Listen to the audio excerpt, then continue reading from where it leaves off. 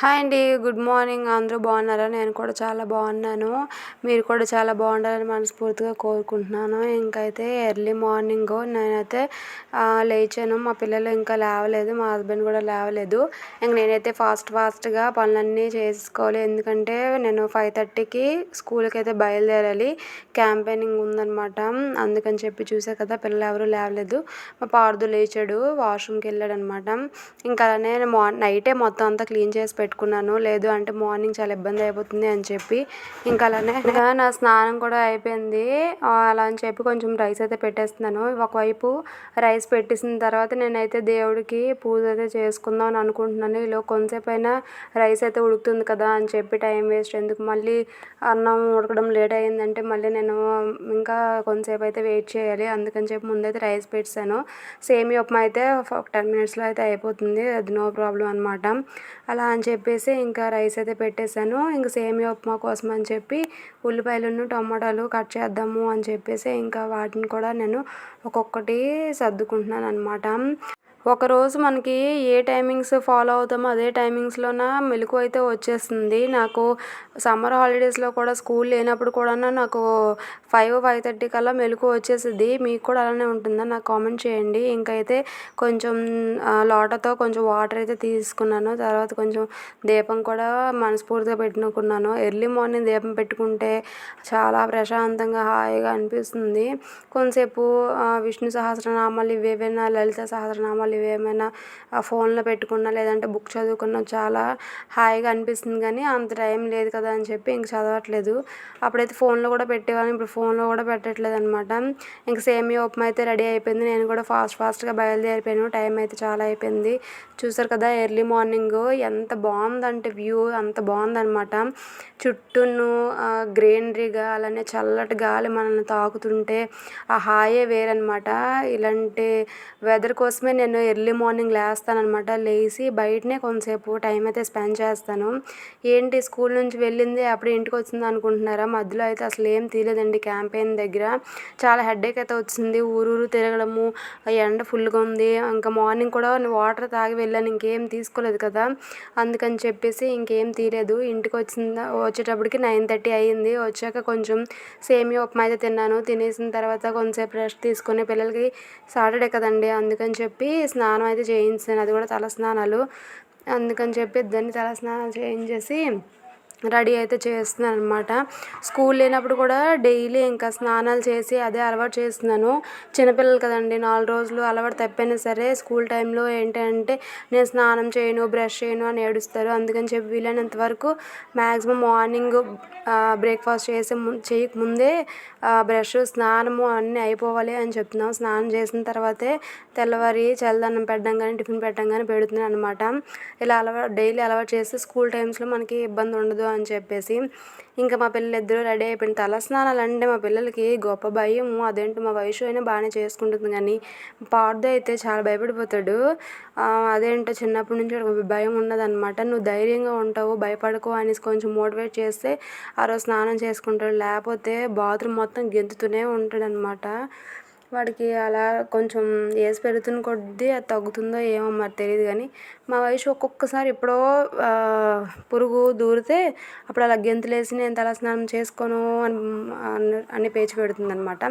లేదంటే చాలా మంచిగానే అది కూడా తలస్నానం చేసుకుంటుంది. చూసారు కదా చాలా స్టైల్గా కూర్చున్నది. అంటే అటువైపు చూస్తున్నారు ఏంటి అనుకోవచ్చు, టీవీ వేసింది అనమాట. అందుకనే వాళ్ళు చాలా ఇంట్రెస్ట్గా కామ్గా ఉన్నారు. లేదంటే గోల పెట్టేసి అసలు పౌడర్ కూడా సరిగ్గా రాయనివ్వరు వాళ్ళు. అలా ఉంటుందన్నమాట సిచ్యువేషన్ మాకు. ఇంకా అలానే కొంచెం మధ్యాహ్నం కూడా కొంచెం పిల్లలకు పెట్టేసి నేను కొంచెం తినేసి వాళ్ళు పడుకుని పోయిన తర్వాత నాకు రోడ్డుకి కొంచెం పని ఉందంటే వెళ్ళాను అనమాట. అంటే 2 టైమ్స్ నేను తిరిగాను.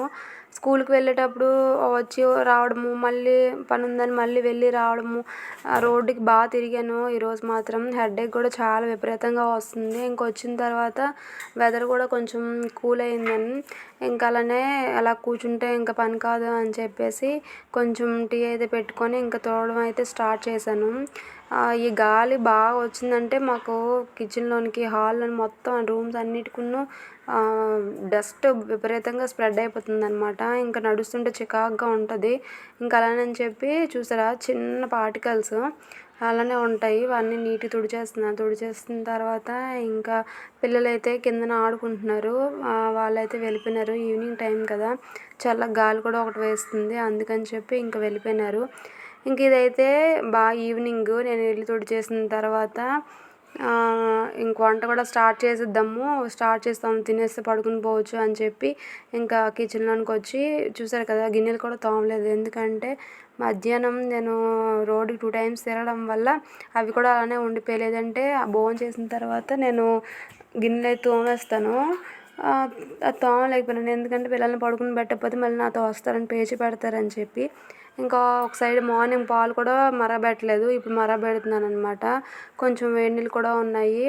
ఆ వేడి నీళ్ళు మళ్ళీ పెట్టాలి. కొంచెం మధ్యాహ్నం రైస్ కూడా ఉంది. ఇదేంటంటే కొంచెం పులిహోరలా కలిపేస్తాను. మళ్ళీ మేము తినే టైంకి అన్నం పోయిందంటే చాలా ఎక్కువ అన్నం అయితే అనవసరంగా వేస్ట్ అయిపోతుంది. ఇంకొంచెం పులిహోరలా కలిపేసామంటే అందరం కొంచెం కొంచెంగా తింటాము. ఇంక తర్వాత రైస్ కూడా కొంచెం ఒక గ్లాస్ పెట్టుకుంటే సరిపోతుంది.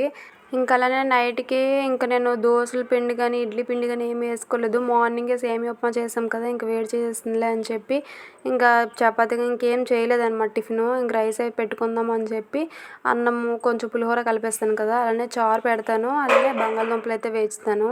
ఇక్కడ మార్నింగ్ మా పిల్లలను మా ఆయన కొంచెం పపాయ తిన్నారంట, అది ఇక్కడే ఉంచేశారు. దాన్ని కూడా ఒక బాక్స్లో అయితే పెట్టేయాలి. ఇంకా అలానే చూసారు కదా, గిన్నెలన్నీ తోమేసానండి ఫాస్ట్గా. ఇంకా చూసారు ఎన్ని గిన్నెలు అయినాయో. చూడడానికి సింక్లో చాలా తక్కువ గిన్నెలే ఉన్నాయనిపించింది. గిన్నెలు అయితే చాలా ఎక్కువగానే అనిపించాయి, కానీ ఫాస్ట్గా తోమేసాను. ఒకవైపు పాలు పెట్టాను కదా, మరిగిపోయినాయి. ఇంకోవైపు కొంచెం బంగాళదుంపలు ఉడకబెట్టుకోవడానికి అనమాట పెట్టాను, కొంచెం సాల్ట్ వేసి. అవి ఉడికిపోయిన తర్వాత ఇంకొక పక్క చారును, ఇంకో పక్క కూర వండడమో లేదంటే పులిహోర పోపు అయితే పెట్టేస్తాను. అవి అయిపోతే ఇంక కంప్లీట్ అయిపోయినట్టే. ఇంకే పని ఇంక లేదు. వంట ఫాస్ట్గా అయిపోతే తినేసి ఎంత తొందరగా పడుకుని పోతానో అని అనిపిస్తుంది అనమాట. ఇక్కడ వండుతూ ఉన్నాను కదా, అవి బంగాళదుంపలు ఉడికిపోయినాయి, అన్నం అన్నీ అయిపోయినాయి అనమాట. వండేసాను ఫాస్ట్గా. 6:30 అయిందనమాట. ఇంకా వండిన తర్వాత కొంచెం గిన్నెలు అయితే పడతాయి కదా, ఆ గిన్నెలు అనమాట. ఇంకా మా బావ వచ్చారు, వాళ్ళ ఫ్రెండ్ వచ్చారు, వాళ్ళకి టీ అయితే పెట్టాను. ఆ గిన్నె కూడా పడింది. అందుకని చెప్పి ఇంకా ఒకవైపు రైస్ పెట్టుకున్నాను, ఒకవైపు వేడి నీళ్ళు పెట్టుకున్నాను. చూసారు కదా, పులిహోర కలిపేసాను. పులిహోర అయిపోయింది. ఆ కిందన అది రసం అనమాట.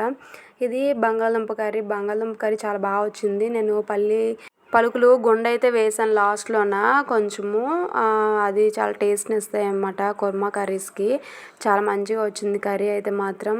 నాకు ఓపిక లేకపోయినా ఓపిక తెచ్చుకొని మరి ఇవైతే వండాను అనమాట. మా పిల్లలు మంచిగా తిన్నారు, బావ కూడా మంచిగా తిన్నారు. ఇంకా తినేసిన తర్వాత అస్సలు 8:30 అయింది కావాలి, నేనైతే పడుకుని పోయినాను. చాలా హెడేక్ అయితే వచ్చిందని చెప్పాను కదా, 8:30కే పడుకుని పోయినాను. ఇంకా నెక్స్ట్ డే మార్నింగ్ మళ్ళీ క్యాంపెయినింగ్ ఉంది అని చెప్పారు. కానీ 9కి ఏంటి అంటే సండే 3 PMకి క్యాంపెయినింగ్ స్టార్ట్ అవుతుందని మెసేజ్ పెట్టారండి. నేను చూసుకోలేదు. మార్నింగ్ కూడా 5:30కి అయితే లేచిపోయినాను. సండే ఇలా అవుతుంటుంది అనమాట. Okay friends, bye. ఈ వీడియో నచ్చితే లైక్, షేర్, సబ్స్క్రైబ్ చేయండి.